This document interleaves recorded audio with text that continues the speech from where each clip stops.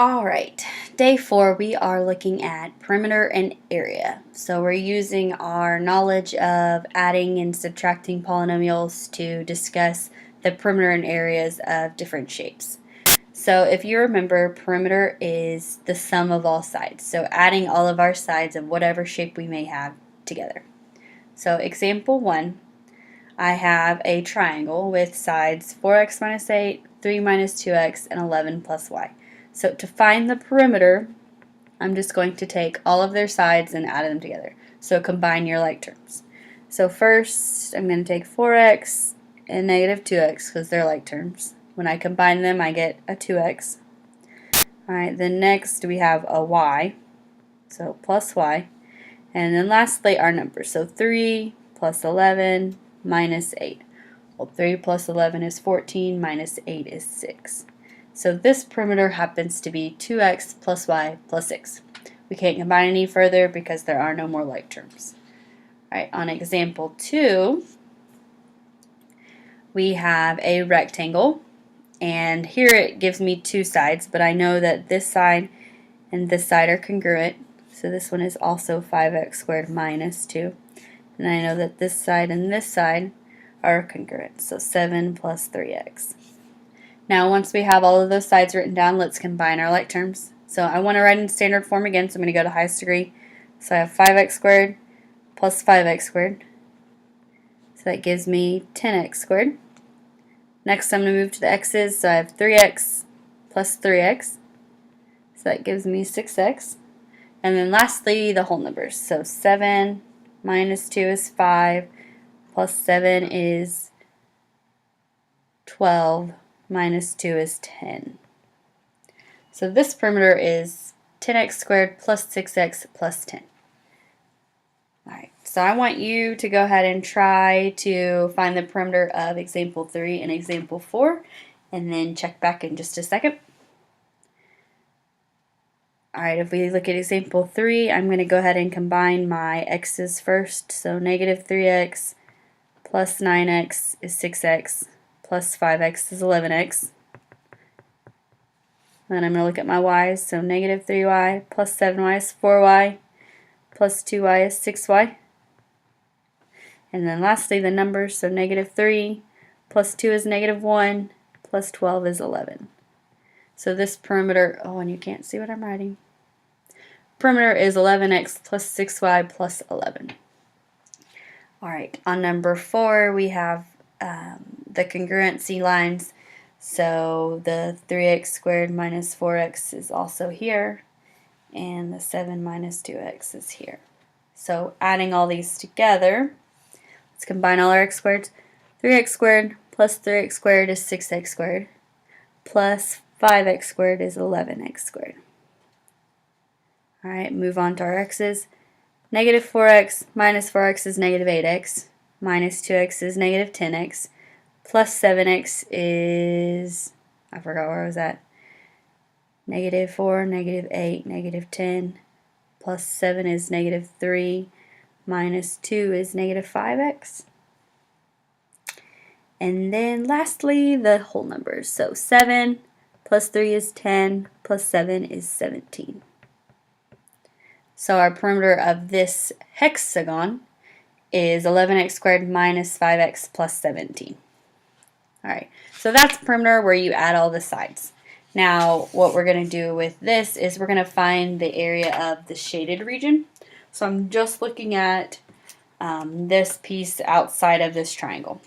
So what that really means is I'm taking the big shape minus the little shape, which is our hole in the graph or the diagram, and that's going to give us our shaded region. So the first couple examples are just with numbers so that we can kind of see what it's talking about, and then 7 and 8 are going to be examples with the polynomials, so you can get an idea of that too.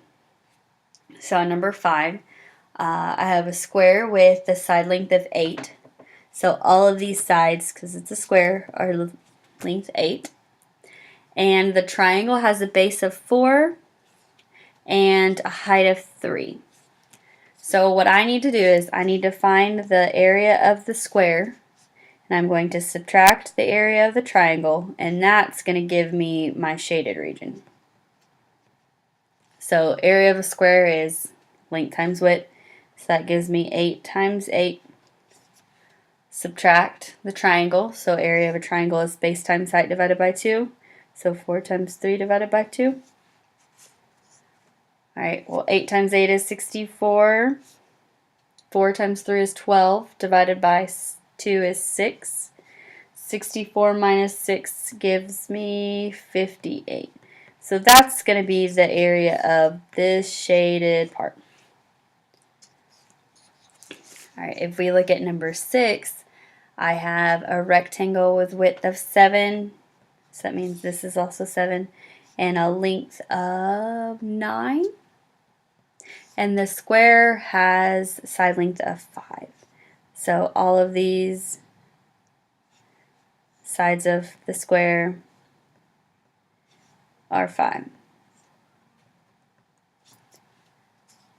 So now we're going to take the rectangle, subtract the square, and to get our answer. So the area of the rectangle, that's 9 times 7, minus the area of the square, so that's 5 times 5. So 9 times 7 is 63, 5 times 5 is 25. When we subtract that, it is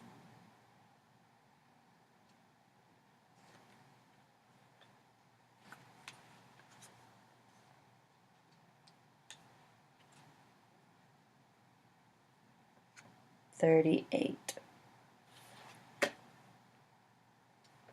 All right.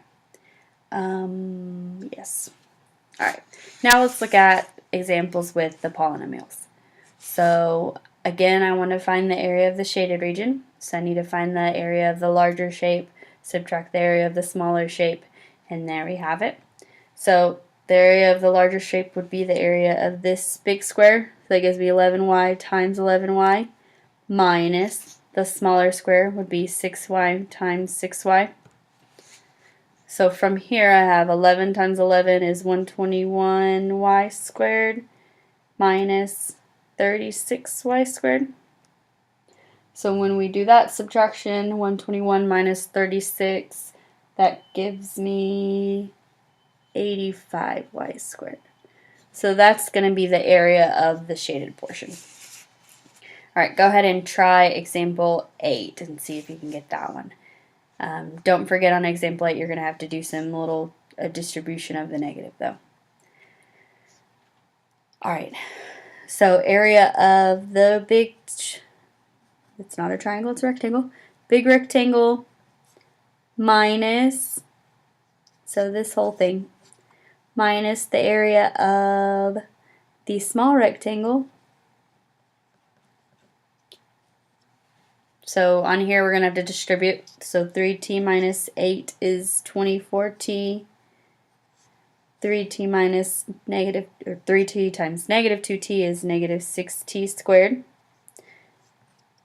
Minus t times 3 is 3t, and t times negative t is negative t squared. Alright, this is where I was talking about where you have to distribute. So distribute that negative. So negative 3t plus t squared. And now we can combine our like terms. So I'm going to put the t squareds first because I want standard form. So negative 6t squared plus t squared is negative 5t squared. And 24t minus 3t is 21t. So on here I did not leave any room for you to write what you found confusing, what questions do you have, and what did you learn. So I want you to go ahead and do that on the back of this sheet, please. I'll be checking for that when I do stamp it. So yes, see you tomorrow.